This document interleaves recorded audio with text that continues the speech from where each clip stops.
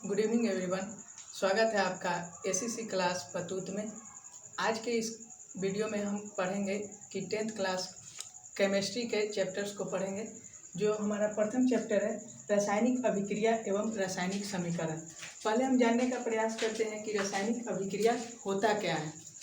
तो देखिए यहाँ पर है, जब कोई पदार्थ किसी दूसरे पदार्थ के साथ संयोग कर अथवा कोई पदार्थ अकेले ही अपघटित होकर एक या एक से अधिक नए पदार्थ का निर्माण करते हैं तो यह संपूर्ण प्रक्रिया रासायनिक अभिक्रिया कहलाती है। अर्थात कि जब एक या एक से अधिक पदार्थ आपस में मिलते हैं और उनके उपरांत कोई नया पदार्थ बनता है तो यह जो नई पदार्थ बनने की पूरी प्रक्रिया है इसको रासायनिक अभिक्रिया कहते हैं। जैसे एक उदाहरण से हम समझते हैं, यहाँ पर हाइड्रोजन और ऑक्सीजन।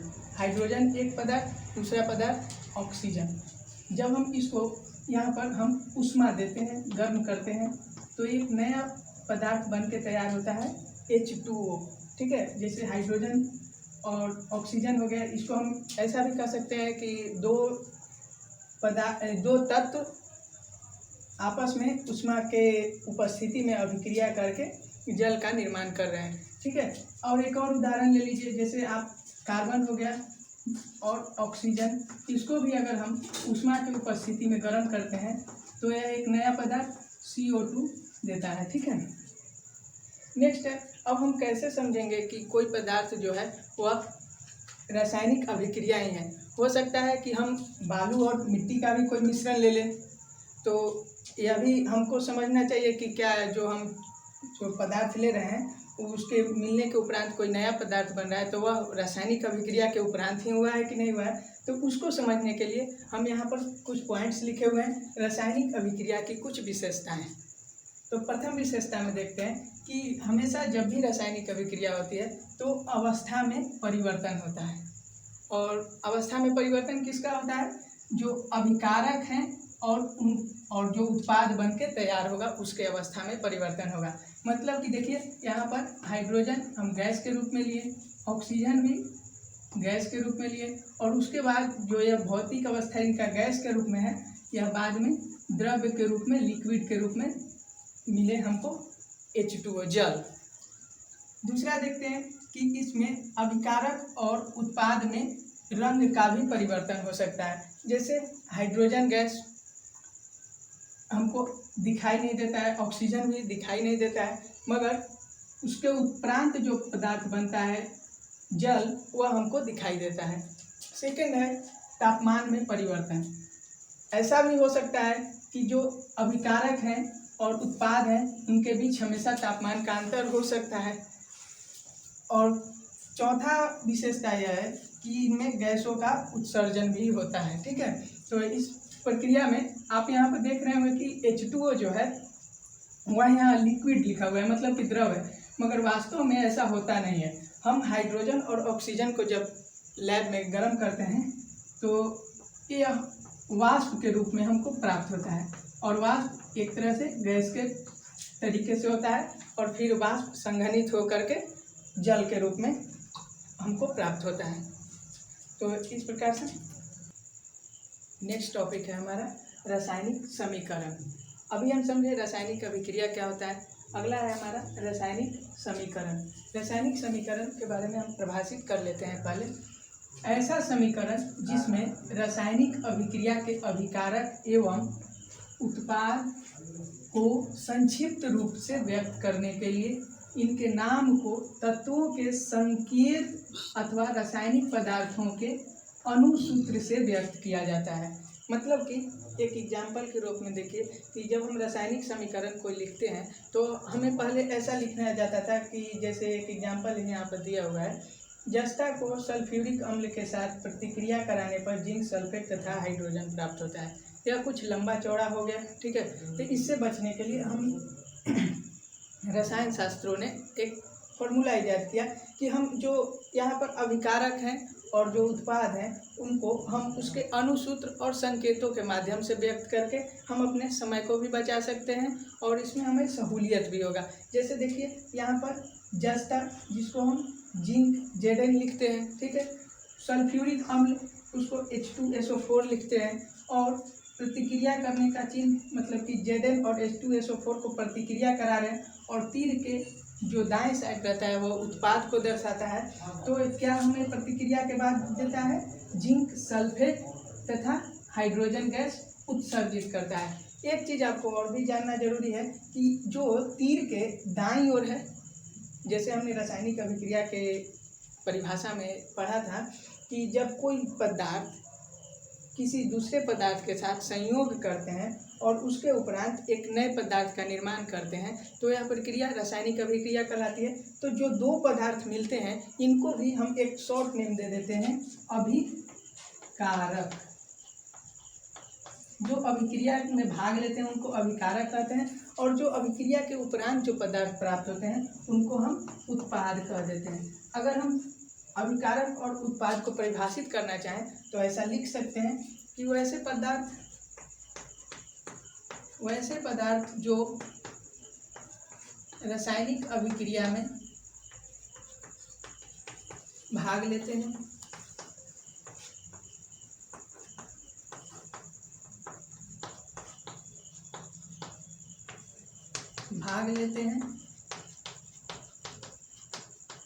अभिकारक कहलाते हैं और इनको हम तीर के निशान के बाईं ओर लिखते हैं। या आप यह भी लिख सकते हैं अभिकारक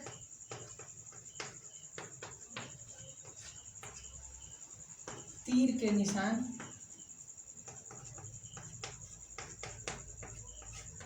के बाईं ओर लिखे जाते हैं, बाईं ओर होते हैं।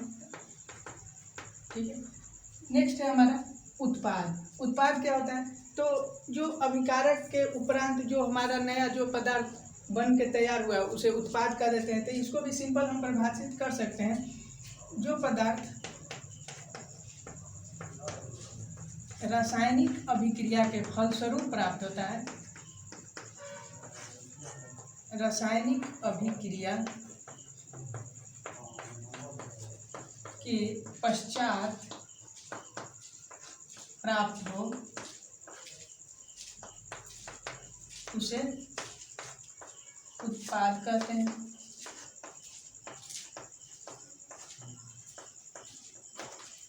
ठीक है, तो इसमें भी अगर हम एक सिंपल एग्जांपल लें तो देख सकते हैं, जैसे हम जो हाइड्रोजन और ऑक्सीजन का लिए थे, तो हाइड्रोजन ऑक्सीजन यह हमारे अभिकारक हो जाएंगे क्योंकि यह रासायनिक अभिक्रिया में भाग ले रहे हैं। ठीक है, और यह तीर के बाईं साइड में है तो इसको भी हम बाएं साइड में इंडिकेट कर सकते हैं। ठीक है, और दूसरा कि इनके उपरांत जो अभिक्रिया हुई उसके बाद जो पदार्थ प्राप्त होगा वह H2O है। ठीक, तो H2O को हम उत्पाद के रूप में लिख सकते हैं कि यह हमें अभिक्रिया के फलस्वरूप उत्पाद के रूप में प्राप्त हुआ है। तो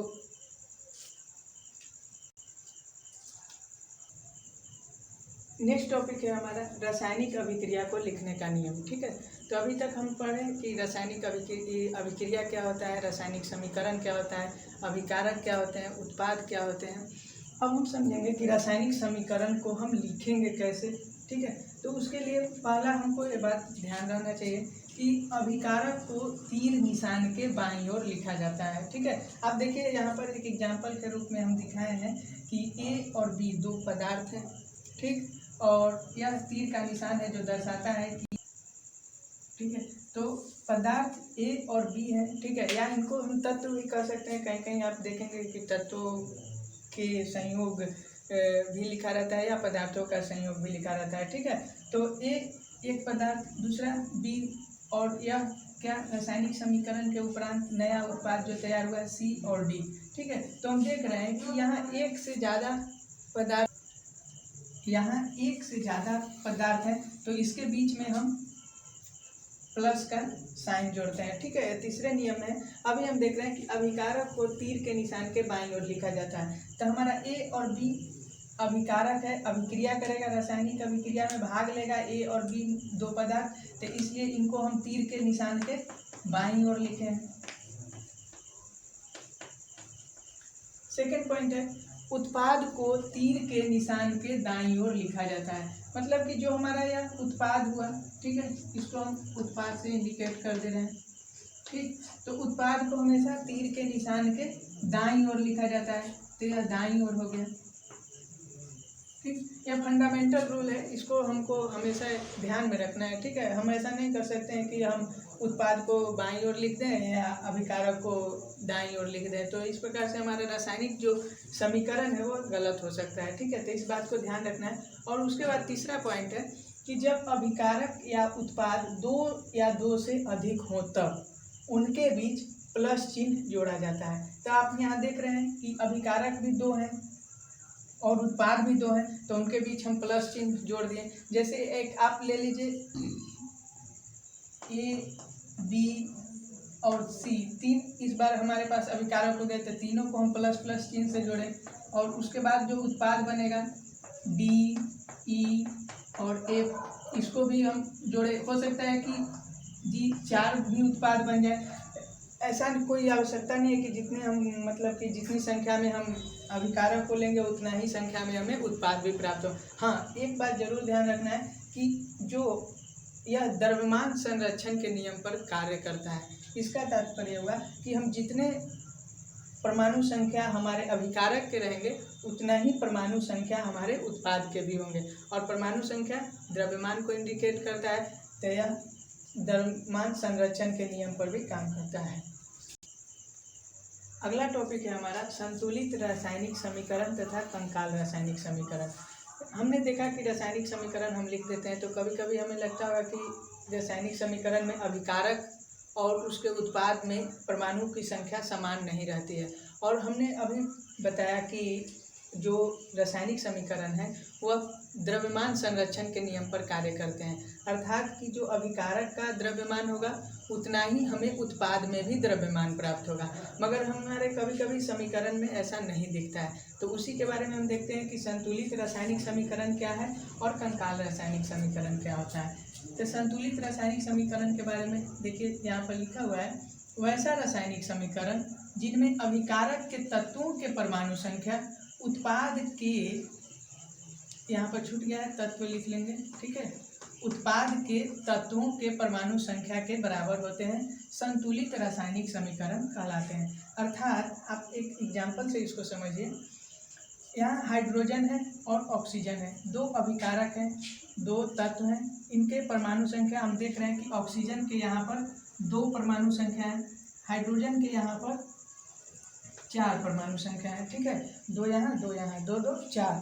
और उसके बाद जब हम उत्पाद में देखते हैं तो देखते हैं कि हाइड्रोजन पुनः यहाँ पर भी 4 है संख्या में है, और ऑक्सीजन यहाँ 2 से इसमें मल्टीप्लाई रहता है, तो यहाँ पर ऑक्सीजन के भी 2 परमाणु संख्या हो गए। तो इस प्रकार से हम देख रहे हैं कि जितना हमारे अभिकारक में परमाणु की संख्या है उतना ही हमारे उत्पाद में भी परमाणु की संख्या है। तो इस समीकरण को हम कह सकते हैं कि यह समीकरण संतुलित समीकरण है। ठीक है, अगला है हमारा कंकाल रासायनिक समीकरण। तो कंकाल रासायनिक समीकरण वास्तव में असंतुलित रासायनिक समीकरण होता है। इसको हम ऐसा भी कह सकते हैं कि वैसा रासायनिक समीकरण जिनमें अभिकारक के तत्वों की परमाणु संख्या उत्पाद के परमाणु संख्या के बराबर नहीं होते हैं। जैसे एग्जाम्पल में देखिए, यहाँ अभी हम देखे थे हाइड्रोजन और ऑक्सीजन जो संतुलित रासायनिक समीकरण था, उसी का हम एग्जाम्पल यहाँ पर ले लेते हैं। हाइड्रोजन के 2 परमाणु और ऑक्सीजन के 2 परमाणु जब प्रतिक्रिया करते हैं ऊष्मा के उपस्थिति में, ठीक है, तब एक उत्पाद देते हैं H2O जो जल है। ठीक, तो हम यहाँ पर देख रहे हैं क्या कि हाइड्रोजन के 2 परमाणु, ऑक्सीजन के भी 2 परमाणु, मगर जब उत्पाद बन रहा है उसमें हम देख रहे हैं कि हाइड्रोजन के 2 परमाणु हैं मगर ऑक्सीजन के 1 ही परमाणु है। तो इससे हमें दिख रहा है यहाँ पर कि यह जो समीकरण है यह संतुलित नहीं है। ठीक, एक नेक्स्ट एग्जांपल हम लेते हैं हाइड्रोजन प्लस क्लोरीन का। ठीक है, तो हाइड्रोजन और क्लोरीन जब प्रतिक्रिया करता है तो यह HCl बनाता है, हाइड्रोक्लोरिक अम्ल जिसको कहते हैं। तो इस रासायनिक समीकरण में भी देखते हैं कि यहाँ भी हाइड्रोजन के परमाणु की संख्या 2 है। ठीक, क्लोरीन के भी परमाणु की संख्या 2 है, मगर जो इसके उत्पाद जो तैयार हो रहे हैं HCl, उसमें हाइड्रोजन 1 और क्लोरीन भी 1 ही है। तो इस प्रकार से हमको यहाँ भी दिख रहा है, यहाँ पर परमाणु संख्या 4 है, टोटल 4 परमाणु संख्या है, मगर यहाँ पर 2 ही परमाणु संख्या है। तो इस प्रकार से हम कह सकते हैं कि यह रासायनिक समीकरण असंतुलित है, और असंतुलित रासायनिक समीकरण को हम कंकाल रासायनिक समीकरण भी कहते हैं। ठीक, तो हमने अभी तक देखा कि रासायनिक अभिक्रिया क्या होती है, रासायनिक समीकरण क्या होता है, अभिकारक क्या होता है, उत्पाद क्या होता है, और फिर से संतुलित रासायनिक समीकरण क्या होता है, और कंकाल रासायनिक समीकरण क्या होता है। तो एक तरह से आप देखेंगे आपके बुक में करीब करीब सारा कुछ एकदम सीरियल वाइज यही कुछ चलते आ रहा है, और आप चाहें तो इसको हूबहू आप इसको आप फेयर कॉपी पर उतार भी सकते हैं, जिससे कि आपको बोर्ड में यह हेल्पफुल होगा आपके प्रश्न को लिखने में। और इस तरीके से अगर आप पढ़ते रहें तो मेरा पूरा भरोसा है कि आप सारे क्वेश्चन को अच्छी तरीके से सॉल्व कर पाएंगे। ठीक है, धन्यवाद। अगले नेक्स्ट वीडियो में हम मिलेंगे, जिसमें हम आगे के टॉपिक जो रासायनिक समीकरण को कैसे संतुलित करना है, कितने प्रकार के रासायनिक समीकरण होते हैं, उसके बारे में डिस्कस करेंगे। ठीक है, थैंक यू।